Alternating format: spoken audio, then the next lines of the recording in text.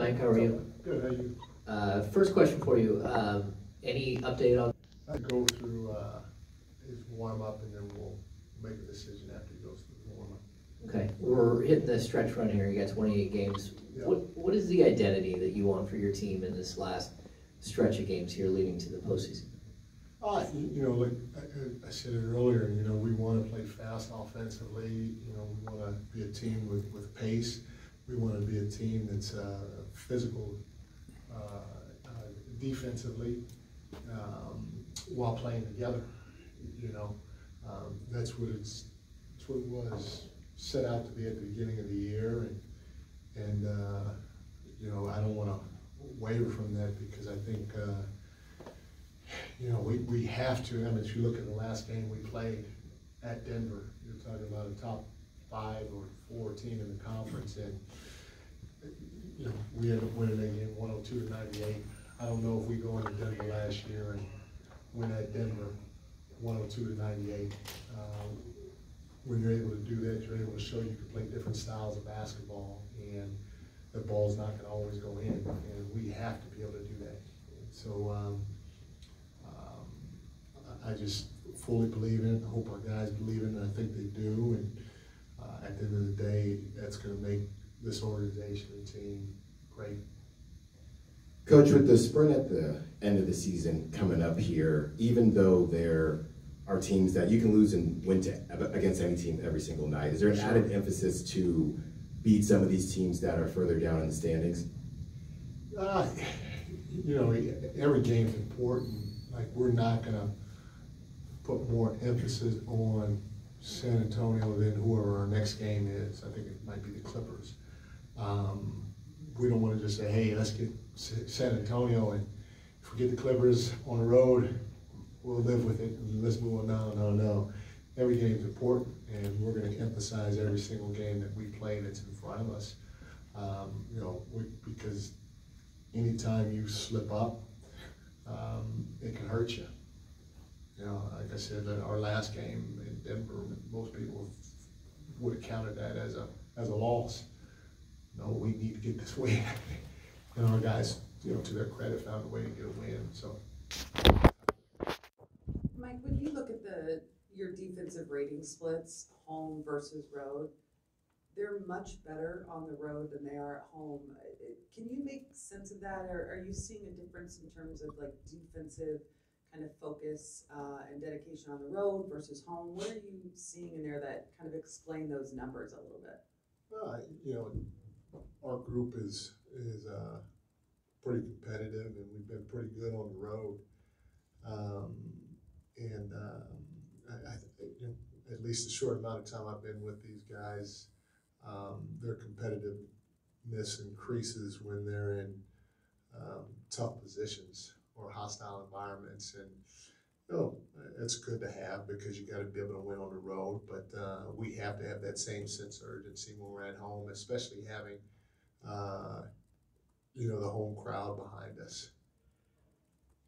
Mike, this time last year, coming out of the All-Star break, I think the first couple of weeks, you guys were the hottest team in basketball, winning really, really well. This season, probably hoping for much of the same. I'm curious, are you taking anything from how you came out of the All-Star break last year and applying it to this year, trying to replicate anything other than the win totals, or is it just a unique set of circumstances?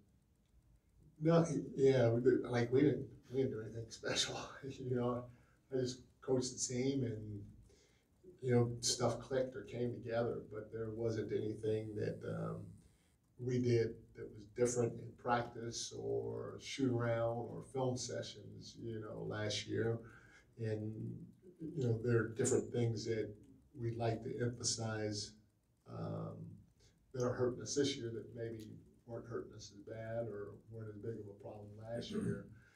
And so I think, you take some of the stuff from in the past and you apply it to what you're going through now, but I don't know how, like in your business, I don't know how you can duplicate exactly what happened last year during your stretch, whether it was good or bad. But you do take whatever you learned and you may apply it to help out.